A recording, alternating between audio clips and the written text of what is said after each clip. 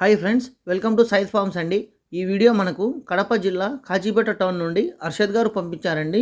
వాటి వివరాలు వెళితే షార్ట్ బీక్ లాంగ్ టెంపర్టైల్కి సంబంధించిన ఒక పుంజు అయితే అమ్మకానికి వచ్చిందండి. పుంజు వివరాలు వెళితే రంగు పొడకోడి, ఉరగాని కూడా అంటారు. ఎత్తు 24, బరువు 4 కేజీలు, వయసు 8 నుంచి 9 నెలల మధ్యలో ఉంటుంది. ధర 6,000 రూపాయలు చెప్పారండి.